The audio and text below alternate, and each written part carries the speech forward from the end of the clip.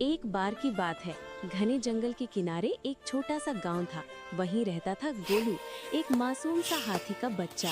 गोलू बहुत दयालु, मेहनती और मददगार था, लेकिन गांव के कुछ लोग उसे बोझ समझते थे।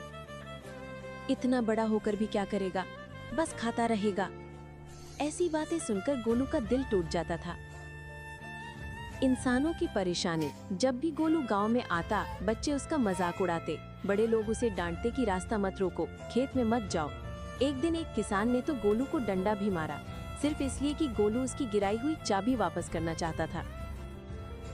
गोलू दुखी होकर जंगल लौट आया। उसने सोचा, अगर मैं किसी के काम ना आ सकूं, तो मेरा यहाँ क्या काम।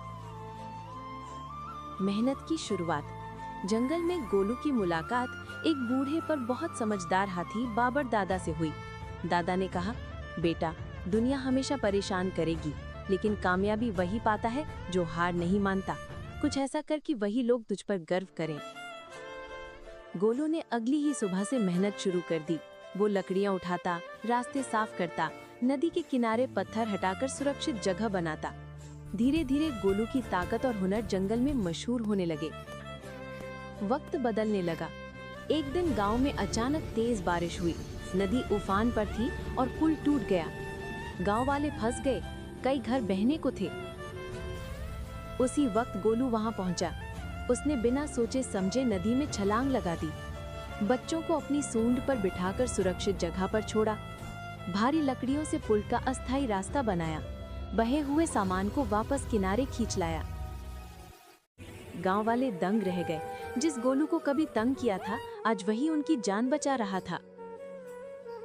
कामयाबी का पल। बारिश थमने के बाद सब गोलू के पास आए और बोले, हमें माफ कर दो गोलू, आज तुमने हमें समझाया कि असली बड़ा दिल किसका होता है। गोलू मुस्कुराया। उसे समझ आया कि मेहनत और भलाई कभी बेकार नहीं जाती। गांव वालों ने उसके लिए एक बड़ा सा सम्मान समारोह किया और उसे गांव का रक्षक घोषित कर दिया। सीख। दूसरों की बातों से दुखी होना आसान है, लेकिन मेहनत करके खुद को साबित करना, यही असली जीत है। गोलू उन लोगों के लिए भी मिसाल बन गया जिन्होंने कभी उस पर विश्वास नहीं किया था।